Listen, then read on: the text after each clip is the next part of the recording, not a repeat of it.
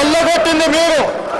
5 ఏళ్లు హరీష్ రావు గారు, 5 ఏళ్లు కేటీఆర్ గారు ఈ శాఖ నిర్వహించి వేల కోట్ల రూపాయలు కొల్లగొట్టి ఈరోజు ఇసుక మాఫియాను నడిపి ఇప్పుడు మాట్లాడుతున్న శాసనసభ్యులు ఇసుక మాఫియాలో ఇసుక దోపిడీలో భాగస్వాములు. ఈరోజు ఇసుకకు సంబంధించి మేము పెంచిన ఆదాయం ఈ కళ్ళ ముందు ఉంది అధ్యక్ష. ఈరోజు మేము పెంచిన ఆదాయంతో రాష్ట్రానికి పెరిగిన ఆదాయం టోటల్గా నేను ఇప్పుడు చెప్తాను అధ్యక్ష.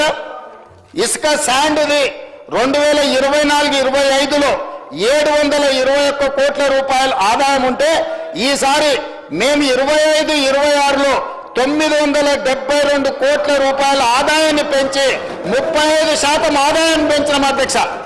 ఇసుక మాఫియా నడిపింది వీళ్ళు, దోపిడీకి పాల్పడ్డది వీళ్ళు. ఈ రోజు వాళ్ళే అంటున్నారు కన్స్ట్రక్షన్ కుంటుపడింది, రియల్ ఎస్టేట్ దెబ్బతిన్నది. మరి రియల్ ఎస్టేట్ దెబ్బతింటే ఇసుక ఏమన్నా బుక్కుతున్నామా అధ్యక్ష? ఇసుక ఏమన్నా వండుకొని బిర్యానీ తింటున్నామా? ఆనాడు మేము 2024-25లో తీసుకొచ్చిన ఆదాయం కంటే మేము ఈరోజు 35% పెంచినాం అధ్యక్ష.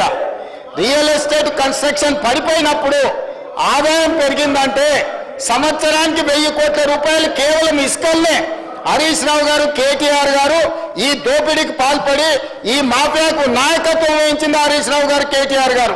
మొదట్లో హరీష్ రావు గారి దగ్గర ఉండే శాఖ ఆయన అడ్డగోలుగా దోపిడీకి పాల్పడుతుండని కేసీఆర్ గారు ఆ శాఖను తొలగించి కొడుకు అల్లుడు మధ్యలో పంచాయతీ పడితే పంచాయతీ పెంచడానికి హరీష్ రావు గారి దగ్గర ఉన్న శాఖను తీసుకెళ్లి కేటీఆర్కి ఇచ్చాడు. కేటీఆర్ దోసుకోవడానికి అవకాశం ఇచ్చాడు.